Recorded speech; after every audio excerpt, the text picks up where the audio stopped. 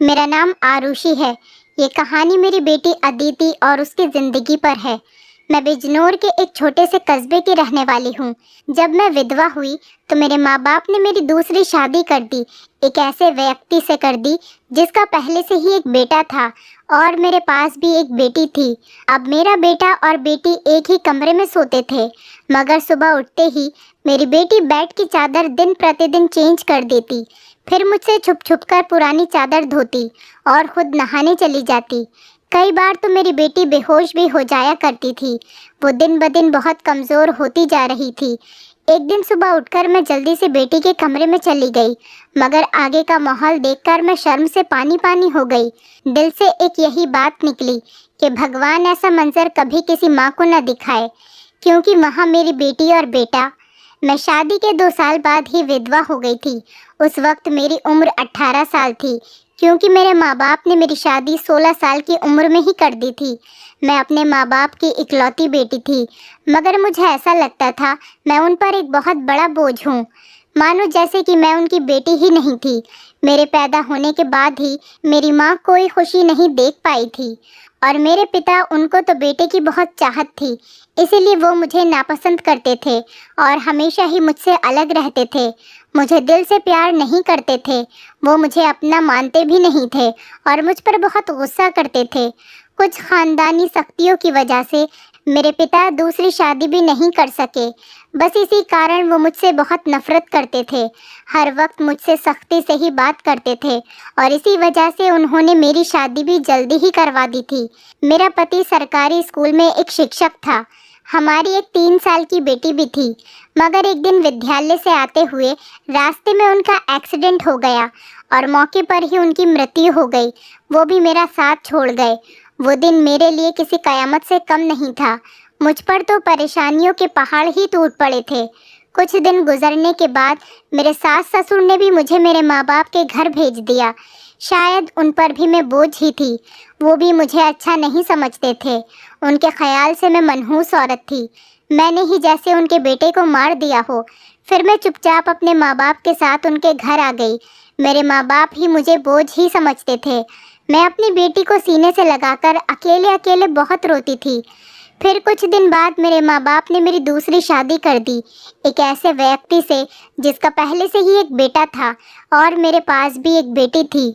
हम दोनों एक जैसे थे, इसीलिए हमारी शादी हो गई, वरना मेरे तो अच्छे रिश्ते भी नहीं आते थे। उसका बेटा मेरी बेटी से 1 साल छोटा था। उसके बेटे का नाम अभिषेक था और मेरी बेटी का नाम अदिति था। हम लोग साथ ही रहने लगे और वक्त इसी तरह गुजरने लगा। देखते ही देखते अदिति 16 साल की हो गई और अभिषेक 15 साल का हो गया। जब अभिषेक के पिता का देहांत हो गया, वो भी इस दुनिया से चले गए। मतलब मेरे दूसरे पति भी हमेशा हमेशा के लिए हमें छोड़कर चले गए। उनकी हमेशा ही तबीयत खराब रहती थी। उन्हें तरह तरह की बीमारियों ने घेर रखा था, लेकिन उनकी बीमारियों के साथ जैसे तैसे गुजर बसर हो रहा था। उनके जाने के बाद मानो जैसे घर की रौनक ही उड़ गई हो। हमारा अपना मकान था, इसीलिए किराए की चिंता नहीं होती थी और मेरे घर में ही एक किराना की छोटी सी दुकान थी। एक दिन जब हम सब लोग सो रहे थे, फिर अचानक ही बहुत ज़ोर से आवाज़ आई। मेरा तो दिल बैठ गया। मैं बहुत घबरा गई थी और डर भी गई थी। मैंने देखा कि ये आवाज़ तो अभिषेक के कमरे से आई है। मैं उसके कमरे की तरफ दौड़ी तो मैं देखते ही हैरान रह गई। कमरे की छत गिर गई थी। ये देखकर मैं घबरा गई। मुझे डर था कि कहीं अभिषेक तो इस छत के नीचे नहीं दब गया। जब मैं करीब गई और मैंने जाकर देखा तो अभिषेक वहाँ नहीं था। वो बाथरूम जाने के लिए उठा होगा, इसी वजह से उसकी जान बच गई, क्योंकि उसके कमरे की छत गिर गई थी। मैंने ईश्वर से धन्यवाद किया कि ये तो अच्छा हुआ कि अभिषेक को कोई चोट नहीं आई। अगर उसको कुछ हो जाता तो मैं उसके स्वर्गवासी पिता को क्या मुंह दिखाती। लेकिन अब हमारे पास इतने पैसे नहीं थे कि हम उस छत को दोबारा डलवा सकते। कमरे का तो कबाड़ा ही बन गया था। सारी छत गिर चुकी थी और हमने उसको उसके हाल पर ही छोड़ दिया। उसके बाद मैंने अपने लिए अपना बिस्तर रसोई में ही डाल दिया और कमरे में दोनों बच्चों को सोने के लिए कहा, क्योंकि बाहर तो बहुत ज़्यादा सर्दी थी और बाहर कोई सो भी नहीं सकता था और कमरे में एक बेड और एक चारपाई ही थी। 2 लोग भी बहुत मुश्किल से सो पाते थे।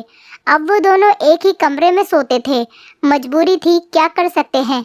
एक कमरे में तो दुकान थी और मेरे पति ने घर में 3 ही तो कमरे बनवाए थे।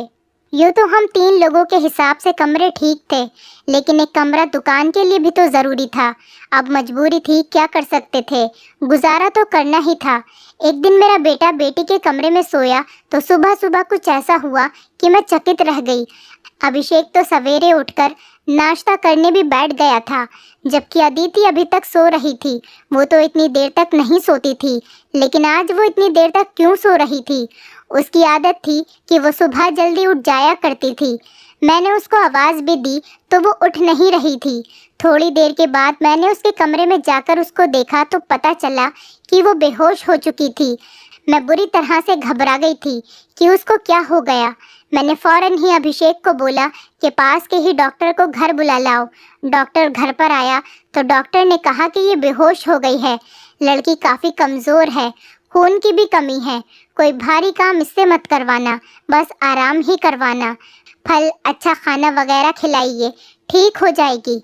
जब अदिति को होश आया तो मैं उसके पास गई और मैंने उससे पूछा कि तुम्हें क्या हो गया था। तो वो कहने लगी कि बस ऐसे ही बैठे बैठे मुझे चक्कर आने लगे थे और मैं बेहोश हो गई थी। मैंने अपनी बेटी को कहा कि तुम आराम करो, मैं तुम्हारे लिए नाश्ता बनाकर लाती हूँ। जब मैं नाश्ता लेकर आई और मैंने आकर देखा, वो अपने कमरे में नहीं थी और कमरे के बिस्तर पर चादर भी नहीं थी। मैंने बाहर जाकर उसको देखा तो वो उसी चादर को बैठकर धो रही थी। मैंने उससे पूछा, तुम ये चादर क्यों धो रही हो? तुम्हारी तो तबीयत ठीक नहीं है, डॉक्टर ने तुम्हें आराम करने के लिए कहा है।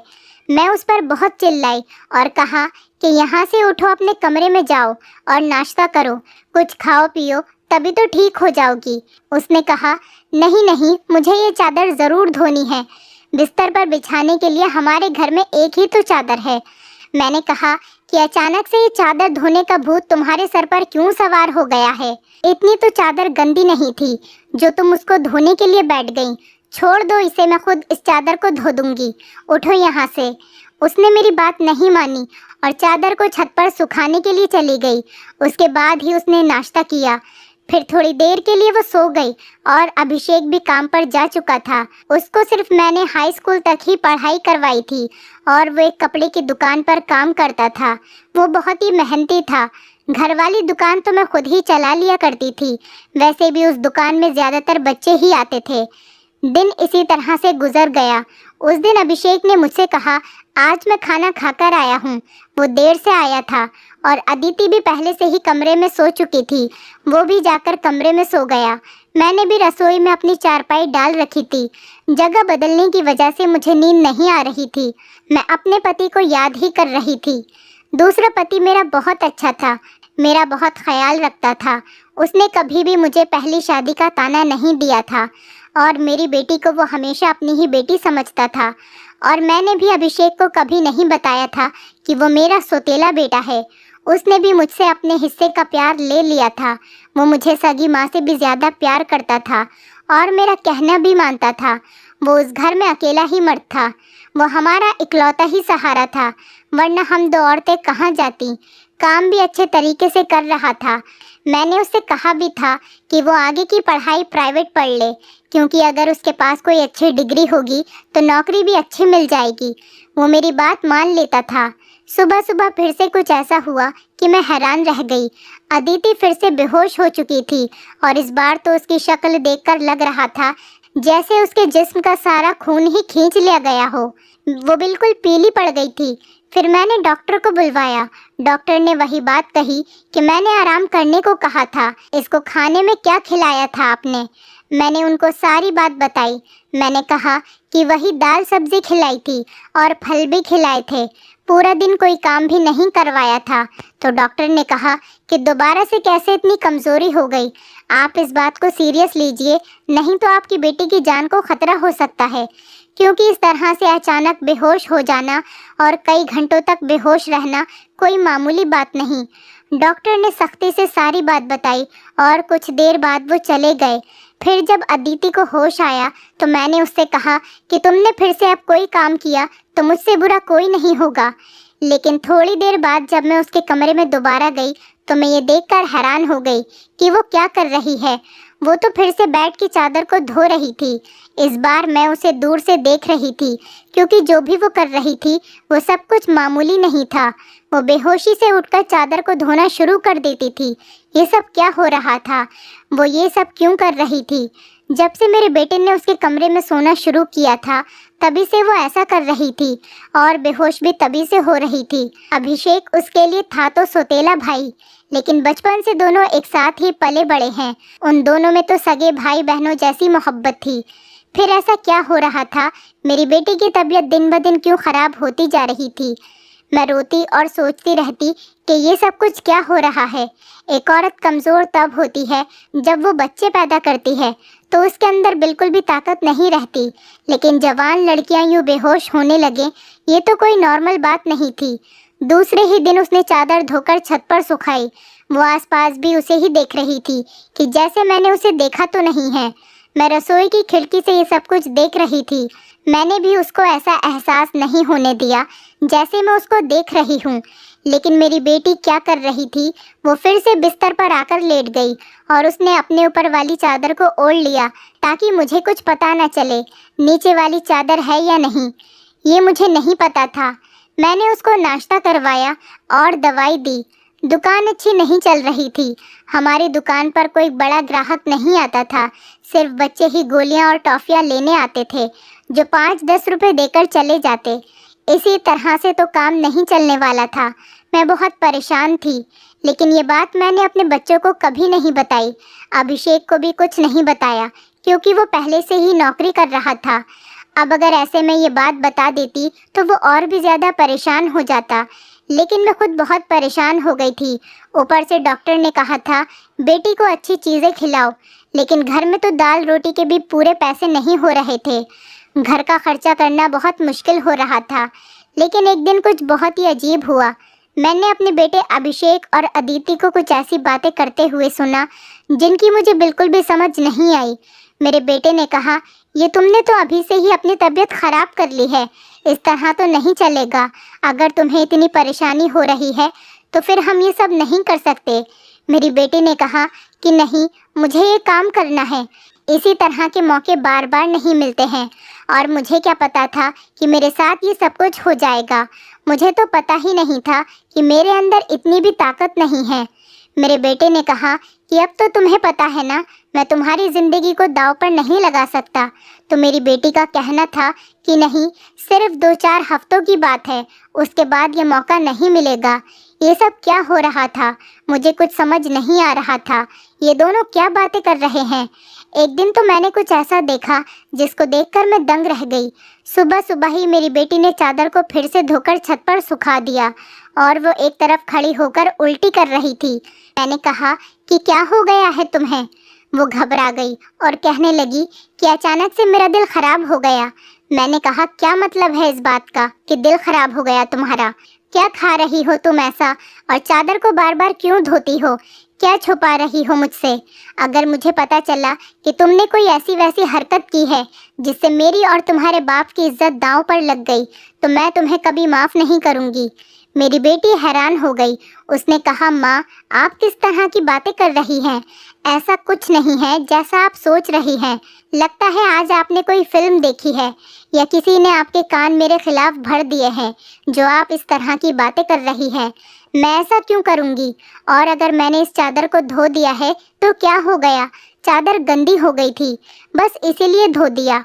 आपको तो पता है कि कई दिन से मेरी तबीयत ख़राब है, तो दवाई खाने की वजह से मेरे पेट में भी खराबी हो रही है। अगर मुझे उल्टी आ गई तो इसका और कोई मतलब नहीं है। मेरी बेटी मुझसे इस तरह से बात कर रही थी। मैंने उसके मुंह पर थप्पड़ दे मारा और वो ज़मीन पर गिर गई। तभी अचानक अभिषेक भी आ गया। उसने कहा कि माँ, आप ये क्या कर रही हैं? आपने इस पर हाथ क्यों उठाया? तो मैंने उससे कहा, हाँ, मैंने इसको मारा है, इस पर हाथ उठाया है। ऐसा तो मुझे बहुत पहले ही करना चाहिए था, लेकिन अभी मैं पूरी तरह से बात की तह तक नहीं पहुंची हूँ। जिस दिन मुझे पता चल गया तुम दोनों के बारे में, उस दिन देखना। अब मुझे खुद पता नहीं था कि मुझे क्या हो गया था। मेरे दिल में जो बात आ रही थी मैं वही बोलती जा रही थी, जो कि मुझे इस तरह नहीं करना चाहिए था। रात को अचानक मेरी आंख खुली और मैंने देखा कि मेरे बच्चों के कमरे की लाइट जल रही थी। उस वक्त वो क्या कर रहे थे? उनको तो इस समय सो जाना चाहिए था और मुझसे तो शाम को कह रहे थे कि आज हम जल्दी सो जाएंगे। मैं जब कमरे के करीब गई तो वो ना सिर्फ जाग रहे थे बल्कि बातें भी कर रहे थे। किसी बात पर बहुत ज़्यादा खुश हो रहे थे। मेरा बेटा कह रहा था कि तुम बहुत खुशकिस्मत हो, तो बेटी कहने लगी कि हाँ, खुशकिस्मत तो मैं हूँ, लेकिन अभी कल फिर से जब मेरी तबीयत खराब होगी तो माँ मुझे देखकर बहुत परेशान हो जाएंगी। कब तक ऐसा झूठ बोलेंगे? बेटा बोला, बस कुछ दिन और कर लेते हैं, फिर सब कुछ ठीक हो जाएगा। मैं उनकी बातें सुनकर हैरान रह गई। आज मुझसे रहा नहीं गया। मैंने कमरे के दरवाजे को खोलने की कोशिश की तो मैं हैरान रह गई। उन्होंने दरवाजे को अंदर से बंद क्यों किया था? क्या वजह थी दरवाज़ा अंदर से बंद करने की? वैसे भी अब मौसम बदल रहा था, उनको दरवाज़ा खोलकर सोना चाहिए था। मैंने दरवाजे पर बार बार दस्तक देना शुरू कर दिया, लेकिन इस तरह से दस्तक देने के बावजूद भी उन लोगों ने दरवाज़ा खोलने में आधा घंटा लगा दिया। और उसके बाद जब मैंने कमरे में देखा तो उनके अलावा कमरे में कोई भी नहीं था और वो दोनों ऐसी शक्ल बनाकर बैठे थे जैसे नींद से जागे हों। मैंने कहा, इतनी देर में दरवाज़ा क्यों खोला है? तो कहने लगे, हम सो रहे थे। मैंने कहा कि झूठ नहीं बोला करो, तुम लोग जाग रहे थे और बातें कर रहे थे। उन्होंने कहा कि हम क्यों इस समय जागेंगे और क्यों बातें करेंगे? हमारा कौन सा कल पेपर है जो हम तैयारी करेंगे और जागेंगे? हम लोग तो सो रहे थे। मुझे उन दोनों की हरकतें समझ नहीं आ रही थी। मेरे पास बोलने के लिए कोई शब्द नहीं थे। मुझे उनकी बातें समझ नहीं आ रही थी क्योंकि वो दोनों तो ऐसे ही बैठे थे जैसे नींद से अभी अभी जागे हों। उसके बाद मैंने उनको कुछ नहीं कहा और वहाँ से चली गई। लेकिन मैं सोचती थी कि कोई ना कोई गड़बड़ तो ज़रूर है। मैं ये देखकर हैरान रह गई। एक दिन मेरी बेटी के बाजू में नील के निशान भी थे। ये तो जख्म के निशान थे। मुझे समझ नहीं आ रही थी कि उसे क्या लगा था। मैंने उससे पूछा तो उसने कहा कि छुरी लगी है, लेकिन छुरी तो उंगली पर लगती है, बाजू पर नहीं। मेरी बेटी कोई ना कोई बात ऐसी है जो मुझसे छुपा रही थी। कभी बेहोश हो जाती थी, कभी उसके शरीर पर अजीब अजीब तरीके के निशान होते थे और कभी उठकर अपने बेड की चादर धोने लग जाती थी और मुझे कमरे में जाने नहीं देती थी। मेरा दिमाग जिस तरफ जा रहा था मैं वैसे ही सोचना नहीं चाहती थी। मेरी गलती थी। मैंने आग और पानी को क्यों एक साथ रखा? मुझे ऐसा नहीं करना चाहिए था। मैंने सोच लिया कि मुझे अब क्या करना है। जवान लड़का और लड़की को मुझे एक साथ एक ही कमरे में नहीं सोने देना चाहिए था। गलती तो मेरी ही थी। मुझे इन सब बातों का ध्यान रखना चाहिए था। अभिषेक था तो अदिति का सौतेला ही भाई। नियत बदलते देर नहीं लगती। जवानी की इस उम्र में बच्चे बुरी संगतों में पड़ ही जाते हैं। सगा भाई तो सगा होता है और सौतेला भाई सौतेला। तो फिर मैं कैसे सौतेले भाई बहन को एक साथ एक ही कमरे में सुला रही थी? ये मेरी ही गलती थी। जब हम ही बच्चों पर ध्यान नहीं देंगे, परेशानियां तो पैदा ही होंगी। अच्छी बुरी बातों का ध्यान तो हमें ही रखना होता है। बच्चे तो नादान होते हैं और नादानी में ही बहुत सारी गलतियां कर बैठते हैं। जैसे जैसे विचार मेरे दिमाग में आ रहे थे, अगर ये सारे विचार सही हो गए तो फिर सारा का सारा कसूर मेरा ही होगा।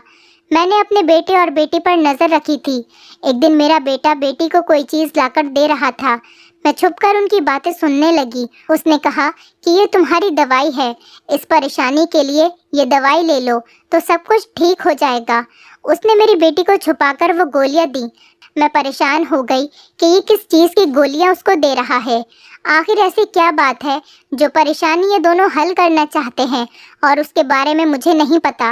और ये दवाइयाँ कुछ अजीब सी क्यों लग रही थी। मेरी बेटी ने भी वो दवाइयाँ फ़ौरन से पकड़ ली और उनको अपने दुपट्टे के पल्लू में छुपा लिया। बेटे ने कहा कि रात को सोने से पहले खा लेना, तो फिर अगले दिन तुम बेहोश बिल्कुल भी नहीं होगी। और 2-3 दिन तक तो मेरी बेटी वाकई बेहोश नहीं हुई थी, लेकिन उसके बाद शायद उसकी वो गोलियां ख़त्म हो गईं और एक दिन बाद फिर से मेरी बेटी बेहोश हो गई थी। मेरा बेटा भी घर पर नहीं था, इसीलिए मैंने आज फ़ायदा उठाने के बारे में सोचा। मैंने वो चादर बहुत ही होशियारी से बेटी के नीचे से खींच ली और उसको तरीके से तय करके अपने कमरे में ले आई। मुझे खोलकर देखना था कि इस पर ऐसा क्या लगा होता था जिसकी वजह से मेरी बेटी सुबह उठते ही उसे धोना शुरू कर देती थी और यहाँ तक कि अपनी बीमारी का भी ख्याल नहीं करती।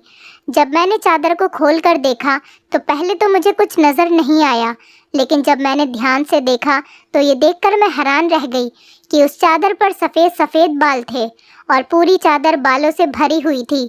मुझे समझ नहीं आई ये किस चीज़ के बाल हैं, क्योंकि ये बाल बिल्कुल सफ़ेद और छोटे छोटे बाल थे। मैं हैरान हो गई, लेकिन मुझे ये बात समझ नहीं आई। मैं सोचती रही कि ये सब कुछ क्या हो रहा है। मैं बेटे और बेटी की हरकतों पर नज़र रख रही थी, इसीलिए सारा कुछ अपने दिमाग में सोच रही थी, लेकिन मैं किसी नतीजे पर नहीं पहुंची थी। तब तक मेरी बेटी को ये पता चल ही गया कि चादर मैंने देख ली है, तो वो मेरे पास आकर बैठ गई और कुछ अजीब सी घबराई हुई नज़र आने लगी। उसके बाद मैंने उससे पूछ लिया कि क्या बात है, क्यों परेशान लग रही हो। तो उसने कहा कि माँ, वो चादर कहाँ है। तो मैंने उससे कहा कि वो तो मैंने धोकर डाल दी है। ये कहकर वो मेरे पास से जाने लगी, तो मैंने उसका हाथ पकड़कर उसे रोक लिया और मैंने कहा कि मैं सब कुछ देख चुकी हूँ। उस चादर पर जो भी लगा हुआ था मुझे बता दो, ये सब कुछ क्या है। तुम मुझसे इतने दिनों से क्या छुपा रही हो। मैं बहुत परेशान हो गई हूँ, मेरे दिमाग में बहुत बुरे बुरे विचार आ रहे हैं। वो मेरे पास बैठ गई और फिर मेरी बेटी ने मुझे ऐसी बात बताई कि मेरे कदमों तले से ज़मीन निकल गई। मेरी बेटी ने मुझे बताया कि माँ, जैसा आप समझ रही हैं वैसा बिल्कुल भी नहीं है। दरअसल हमने देख लिया था कि इस घर के हालात अच्छे नहीं चल रहे। घर की दुकान भी नहीं चल रही थी और भैया भी कुछ खास पैसे नहीं कमा रहे थे, लेकिन हमें ऐसा कोई काम नहीं मिल रहा था जो हम लोग कर पाते। फिर भैया के एक दोस्त ने उसको एक काम दिया। दरअसल उसने कुछ बहुत ही नस्ली किस्म के बिल्ली के बच्चे रखे हुए थे, जो कि 3 से 4 की तादाद में थे, लेकिन उनको संभालना उसके बस से बाहर था। इसीलिए उसने हमें उन बच्चों को संभालने का काम दिया और उस काम के बहुत सारे पैसे दिए। दरअसल भैया भी पूरा दिन वहीं होते थे, लेकिन रात में भाई को आराम भी करना होता था, इसीलिए उन बिल्ली के बच्चों को कमरे में ले आते थे और मैं उनको संभाल लेती थी। उन्हीं के बाल सुबह चादर पर लगे हुए थे, जिसको मैं सुबह को धो देती थी, क्योंकि हमें पता था कि आपको इस तरह की चीज़ें अच्छी नहीं लगती और हम आपको ये सब कुछ बताना भी नहीं चाहते थे। हम ये सब काम कर रहे हैं और मुझे बाद में पता चला कि मुझे बिल्ली के बच्चों से एलर्जी हो जाती है, जिसकी वजह से मैं सुबह को बेहोश हो जाती थी। भैया ने मुझे जो दवाइयाँ लाकर दी थी वो भी इसी चीज़ की थी, ताकि मेरी एलर्जी कम हो जाए। माँ, भैया का वो दोस्त बहुत अमीर है और वो इस काम के हमें बहुत ज़्यादा पैसे भी दे रहा था। वो हमें एक दिन के 1000 रुपये दे रहा था और आज उन बच्चों का हमारे घर में आखिरी दिन था, क्योंकि अब वो उन्हें लेकर दूसरे शहर चला गया है और हमने इतने पैसे कमा लिए हैं कि हम उस कमरे की छत भी डलवा सकते हैं और घर का कुछ राशन भी ला सकते हैं। हमें पता है कि आपको पालतू जानवर पसंद नहीं है, इसीलिए हमने आपको ये बात नहीं बताई थी, लेकिन आपने तो न जाने हमारे बारे में क्या क्या सोच लिया, हम पर इतना शक किया। आपने हमारे बारे में जो बातें की वो हमारे दिल में तीर की तरह जाकर लगती थी। मैं जानती हूँ कि वो मेरा सौतेला भाई है, लेकिन वो मेरे सगे भाइयों से भी बढ़कर है। उसने हर बार सिर्फ हमारे बारे में ही सोचा है, जबकि देखा जाए तो हम उसके क्या लगते हैं। उसका पिता तो इस दुनिया से जा चुका है और उसके अपने रिश्तेदार भी तो हैं, जो कि हमसे बहुत ज़्यादा अमीर हैं। वो उनके साथ जाकर भी तो रह सकता है, लेकिन वो फिर भी हमारे साथ रहता है, क्योंकि वो हमें कभी अकेला नहीं छोड़ना चाहता। उसने हमेशा मुझे अपनी सगी बहन ही माना है। उसने कभी मुझसे कोई गलत बात नहीं की और वो हमारा साथ भी देता है, हमारे लिए बहुत कुछ करता है। पूरा दिन वो काम करता था, रात को मैं उसकी मदद करती थी। वो कहता था कि वो रात में भी ये सब कुछ कर लेगा, दिन भर तो वो बेचारा मेहनत करता था। इसीलिए मैंने उससे कहा कि रात को तुम आराम किया करो, बच्चों को मैं देख लूँगी। इसीलिए मैं उसकी मदद कर रही थी। मुझे ये सुनकर बहुत ही ज़्यादा अफसोस हुआ और मुझे खुद पर बहुत गुस्सा भी आ रहा था। मैंने अपने बच्चों के बारे में क्या क्या सोचा। मैं अपने बच्चों के बारे में जितना गलत सोच रही थी, मेरे बच्चे उससे भी कई गुना ज़्यादा अच्छे हैं। इतनी गलत बातें मैंने उनके बारे में सोची जितनी मुझे सोचनी भी नहीं चाहिए थी। हमने ये बात अभिषेक को नहीं बताई, अदिति ने भी उसको कुछ नहीं बताया कि मुझे सारी बात का पता चल गया, क्योंकि अब ये काम वैसे भी ख़त्म हो गया था और मैं उसकी नज़रों में और ज़्यादा गिरना नहीं चाहती थी। कुछ दिन बाद अभिषेक ने उस कमरे की छत डलवा दी और अब हमारे घर का कमरा भी ठीक हो गया था। धीरे धीरे हमने बहुत मेहनत की। मेरी बेटी ने भी घर में बच्चों को ट्यूशन पढ़ाना शुरू कर दिया था। हमारे हालात पहले से बेहतर होने लगे। धीरे धीरे इतने बेहतर हो गए कि हमारे घर में कोई तंगी नहीं रही। मेरे साथ ज़िंदगी ने बहुत बुरा किया था, लेकिन अच्छा ये किया कि मुझे बहुत ज़्यादा नेक और अच्छे बच्चे दिए, चाहे वो मेरे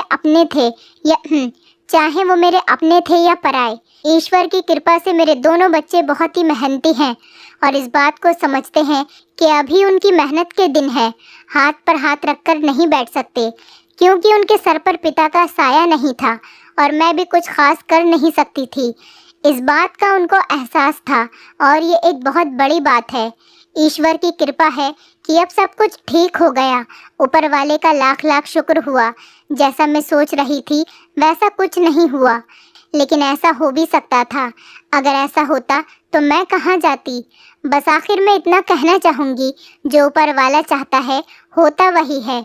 मेरे बच्चे बहुत समझदार हैं और उनके दिल में कोई ऐसी बात नहीं है, लेकिन फिर भी मैं ऐसी माँओं को नसीहत करूँगी, बच्चों के साथ के इस मामले में थोड़ी एहतियात ज़रूर करें और वो गलती ना करें जो मैंने अपने बच्चों के साथ की है। मुझे दोनों को एक कमरे में नहीं रखना चाहिए था, क्योंकि जो ना हुआ और वो हो भी सकता था, और अगर वो हो जाता तो सब कुछ ख़त्म हो जाता। मेरे बच्चे तो समझदार थे, शायद मेरे साथ इसीलिए ऐसा नहीं हुआ। अपने बच्चों का ध्यान रखें, उनकी ज़िंदगी पर भी ध्यान रखें और वो कब क्या कर रहे हैं इस बारे में पूरी जानकारी रखें, और बच्चों पर प्यार करने के साथ साथ थोड़ी सख्ती भी रखें, और वो क्या गलती कर रहे हैं क्या नहीं, इन सब बातों के बारे में उनसे जानकारी लेते रहें। और इस बात का ध्यान रखें, जब बच्चे जवान हो जाएं तो उनका बिस्तर अलग कर देना चाहिए। आपसे भी यही सब कहूँगी कि अपने बच्चों का ध्यान रखें। दोस्तों, उम्मीद करती हूँ आपको हमारी कहानी पसंद आई होगी।